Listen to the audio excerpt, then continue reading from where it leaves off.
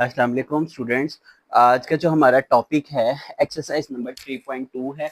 If y varies directly कर रहा है, y जो है आपका डायरेक्ट कर रहा है, x and y find out करना है। y आपके पास है 20, y है आपके पास is equal to 8 and x is equal to आपने 2 है आपके पास। आपने ये थ्री चीजें पॉसिबिलिटीज आपने फाइंड आउट करनी है।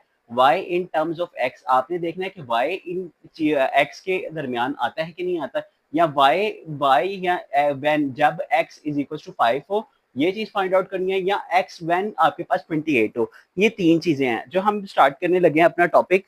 तो ये तीन चीजें आपने स्टूडेंट्स फाइंड आउट करनी है। ये है आपने सोल्यूशन में इज इक्वल टू आपने लिखना है y जो होता है आपको पता है, सॉल्व लिख के y जो होता है आपको पता है वो डायरेक्टली प्रोपोर्शन होता है, y होता है डायरेक्टली प्रोपोर्शन किसका, x का।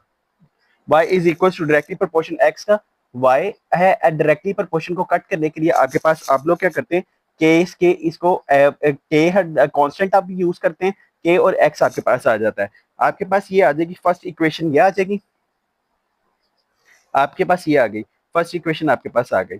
y क्योंकि हमने डायरेक्टली प्रोपोर्शन को हटाने के लिए आपने क्या करना था, कांस्टेंट का साइन लगाना है। कांस्टेंट का साइन लगाना, तो अब जो है आपके पास पुट आप लिखेंगे y is equals to 8 and x is equals to 2 in equation 1।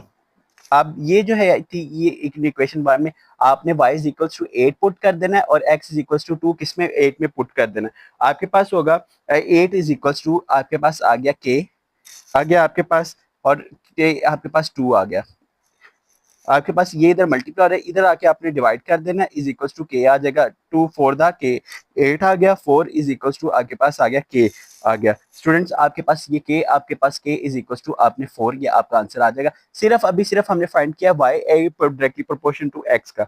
अब आपने फाइंड आउट करना है टू फाइंड y। अब आपने इसमें यहाँ पे फाइंड करना है टू फाइंड y।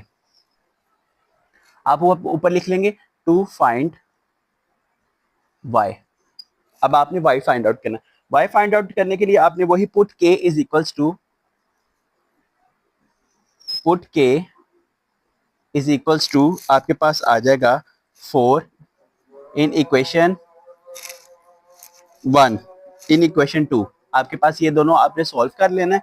उसके बाद आपके पास आ जाएगा y इज इक्वल्स टू आपके पास आ जाएगा 4 और x आ जाएगा, k x आ जाएगा आपके पास, के एक्स आ जाएगा। y इज इक्वल टू आपके पास के एक्स आ जाएगा। हाँ जी स्टूडेंट्स, आपने क्या करना है, y इज इक्वल टू के एक्स आ गया। अब पहले तो आपने y delta x find out किया था। अब आपने फाइंड आउट करना है y is equal in equation 1 में आपने y लिख दिया के एक्स को। अब ये जो है y इज इक्वल टू आपके पास आ जाएगा, आपके पास स्टूडेंट्स आ जाएगा 4x आ जाएगा। ये क्योंकि हमने x के की जगह आपने क्या पुट करना है, 4 पुट करना है, 4x आपके पास आ गया। ये इक्वेशन आपकी 2 बना लेंगे, इन इक्वेशन 2 में हम लोगों ने पुट कर दिया।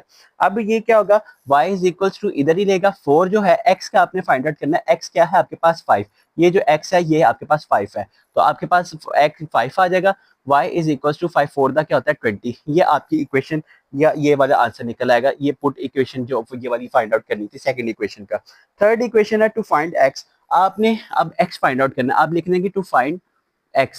आपने क्या फाइंड चीज फाइंड आउट करनी है, x फाइंड आउट करना है। अब x फाइंड आउट करने के अब आप लिखेंगे put y is equals to, अब यही वाला सिंग put y is equals to आपके पास है 28, put y is equals to 28 in equation 2। अब आपने इन इक्वेशन 2 में ये चीज पुट कर देनी है। अब ये इस इक्वेशन में आपके पास ये जो आपने बनाई थी इक्वेशन 2, इसमें चीज में पुट कर देनी है।